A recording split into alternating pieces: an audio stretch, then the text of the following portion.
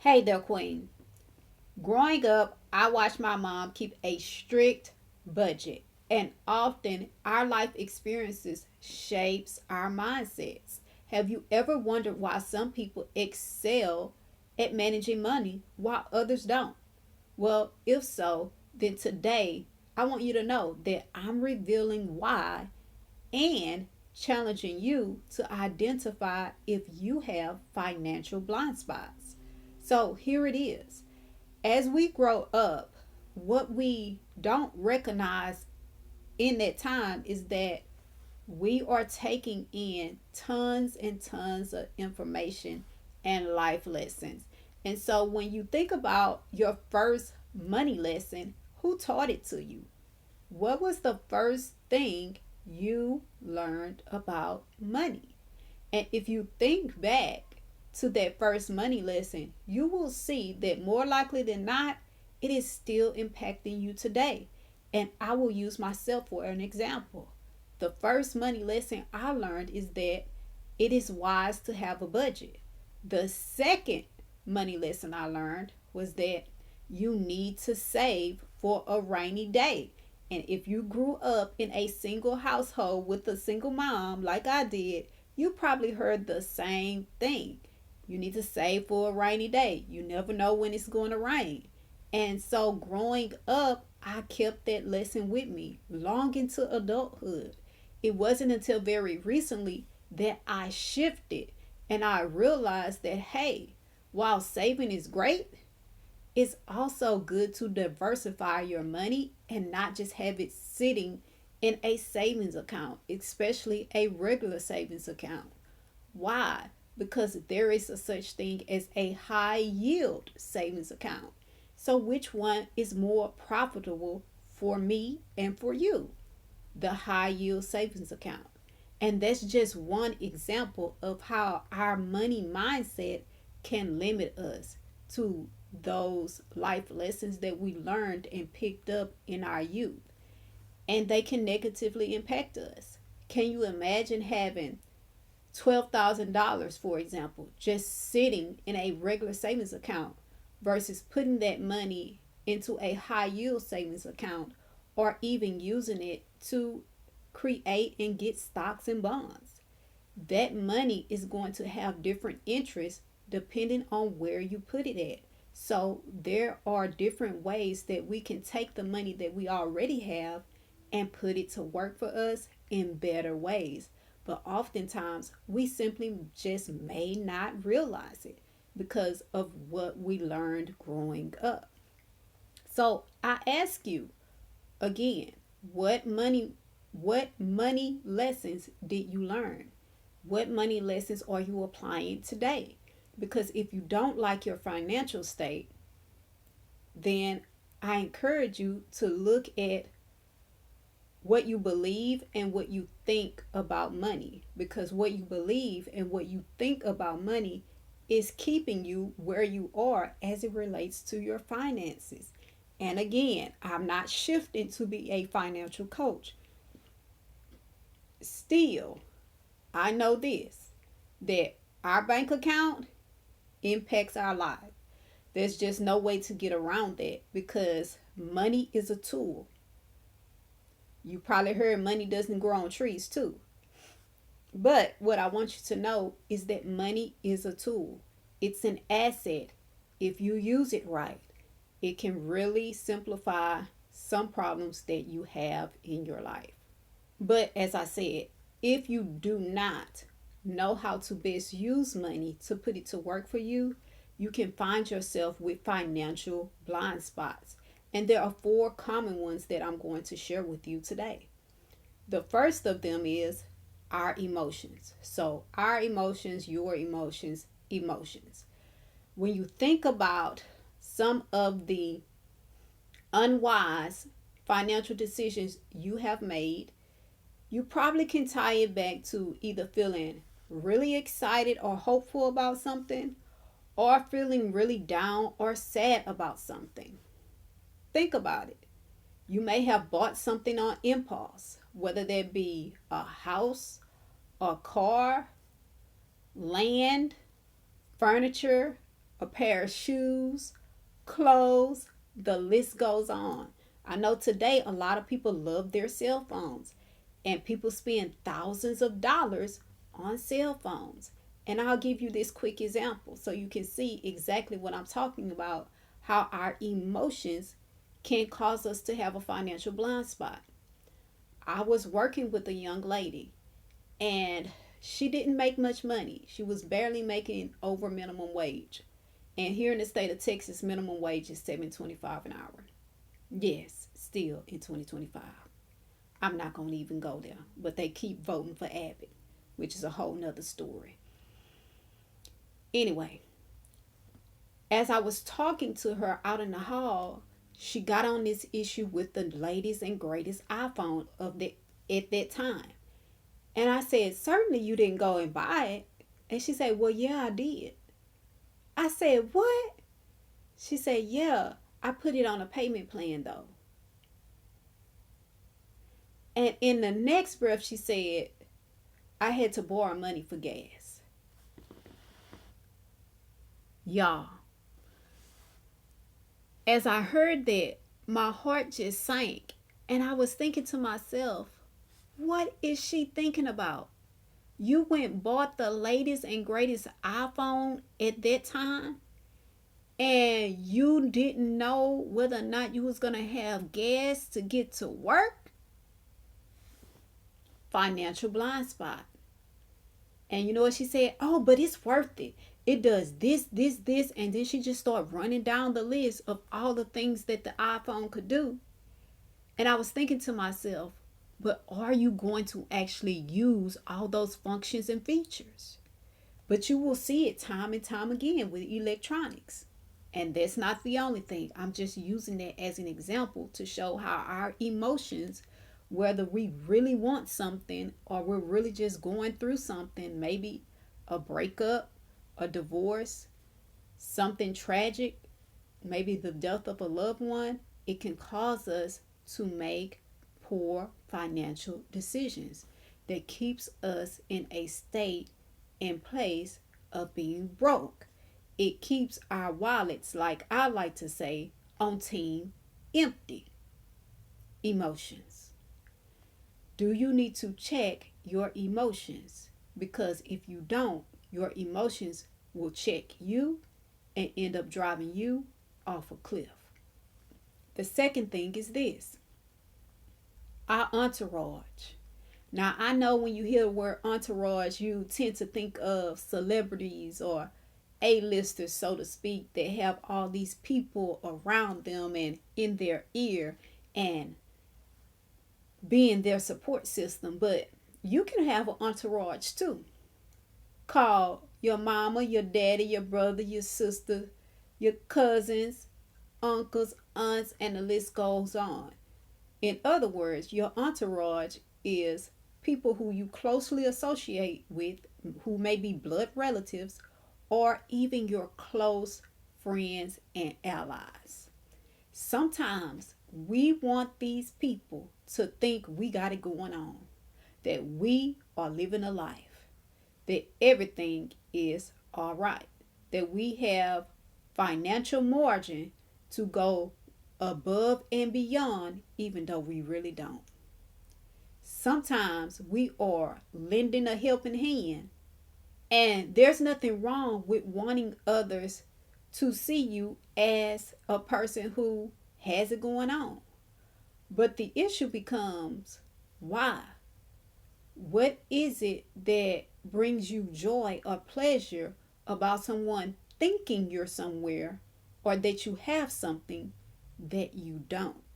Because here's the deal: they're not the ones stressing and struggling after the fact, after you've spent this money on the date, after you've bought them this expensive gift, after you've given them hundreds of dollars or loaned them hundreds of dollars, knowing that more likely than not, they can't pay it back or they won't pay it back. You see, our entourage, meaning our family and our friends that's closest to us, can be a hindrance to us.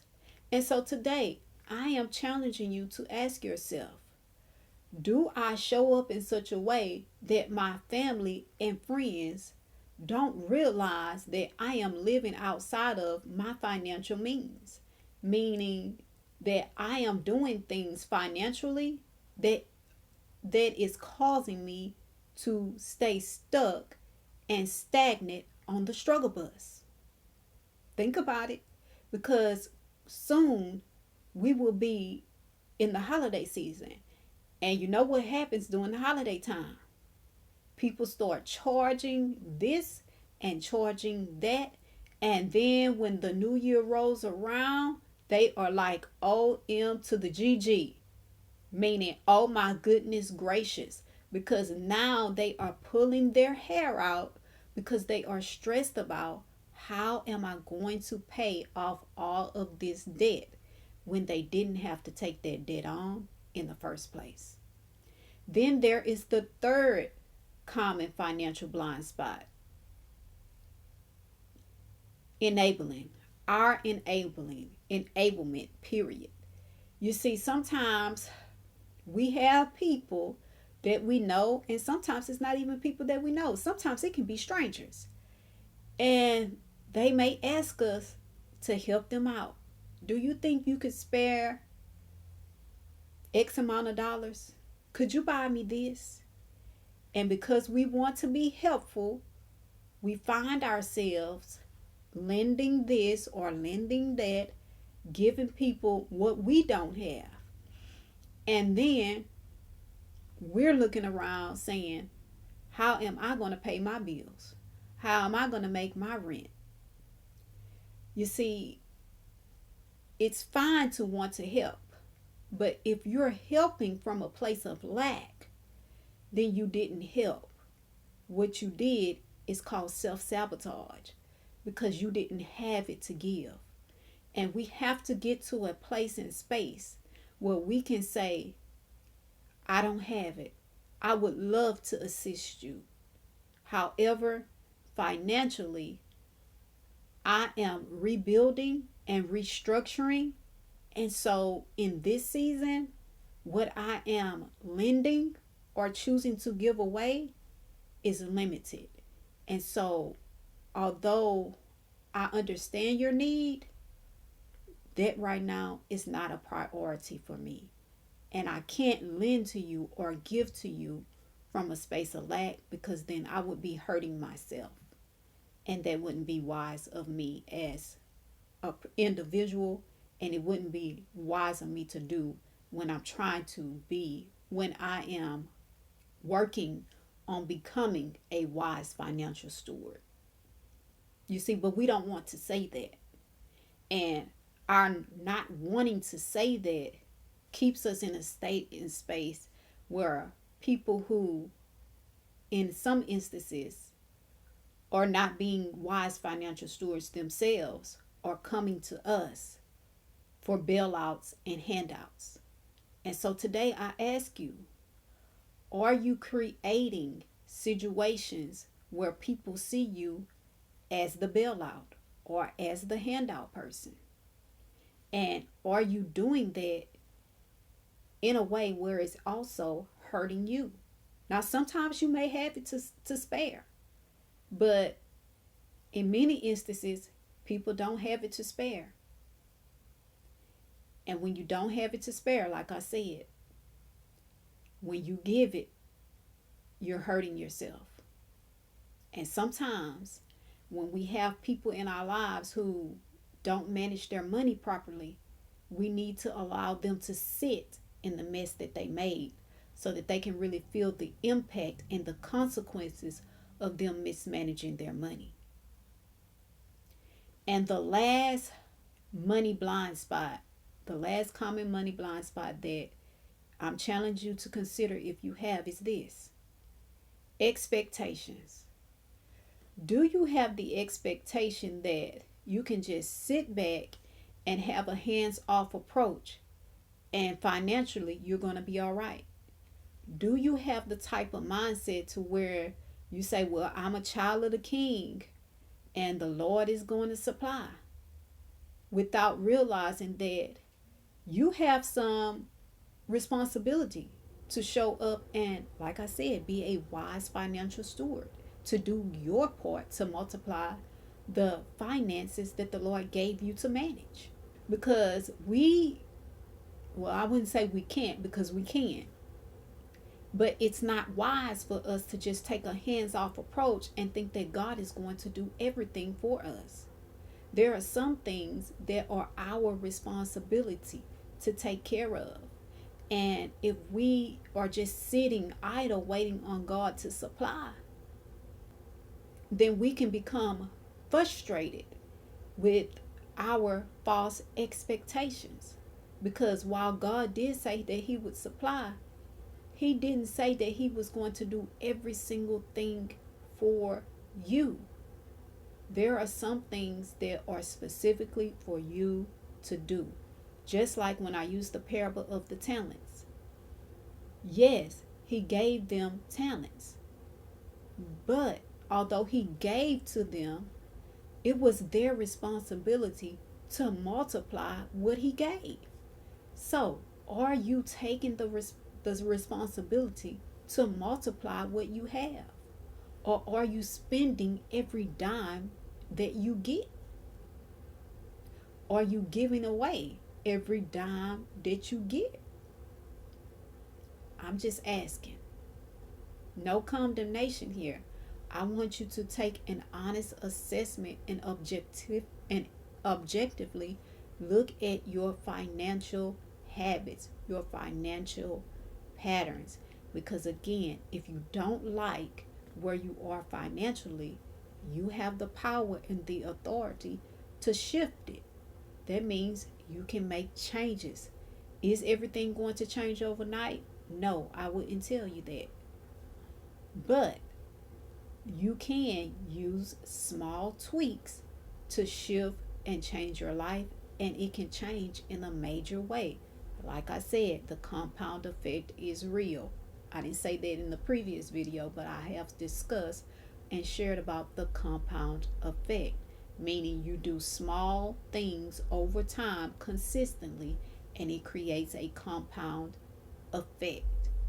In essence, you get big mo, meaning momentum behind what you are doing because you keep doing it repeatedly over and over again. Kind of like when you do strength training. Yes, you may start off and it may really hurt, but over time, when you keep getting those reps in, you build muscle mass. And then that same workout that may have hurted tremendously doesn't hurt the same anymore. Why? Because you've gotten momentum behind it. So here's my challenge to you. Consider an accountability partner, someone who will hold you accountable to your financial goals. So you know what that means? Homework. What are your financial goals? Do you have any? If you don't, that's where you need to start, because they can't hold you accountable to financial goals that you have not created. So get specific so they know exactly what it is that you want for your life financially.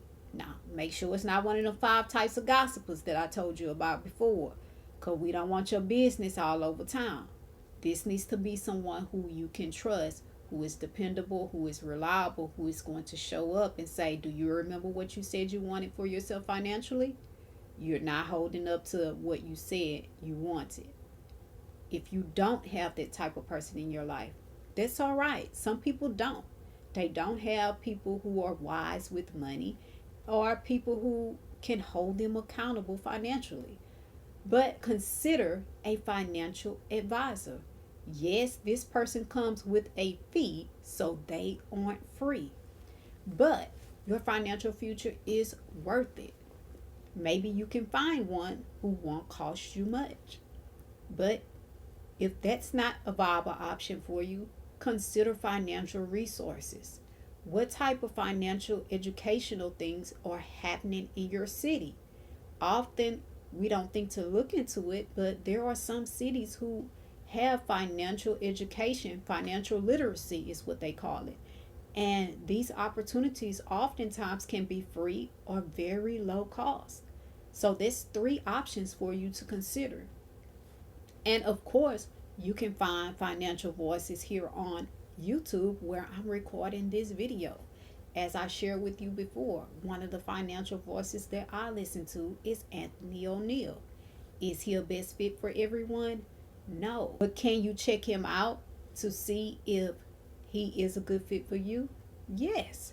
Is it going to cost you anything? Your time. But again, whether you have wise financial advisors or not, your time is going to be spent. So spend it taking time, making an investment to improve the quality and state of your life. That's the wise thing to do. And you are capable of doing it. This I know. So I leave you with this final thought. While you do have the power and the authority to shift and change your financial future, no one has to keep or put you in a prison if your thoughts already have you trapped there. As always, I'm telling you that 24 hours doesn't seem long, but in 24 hours, you can change your life. So go ahead and do something life changing.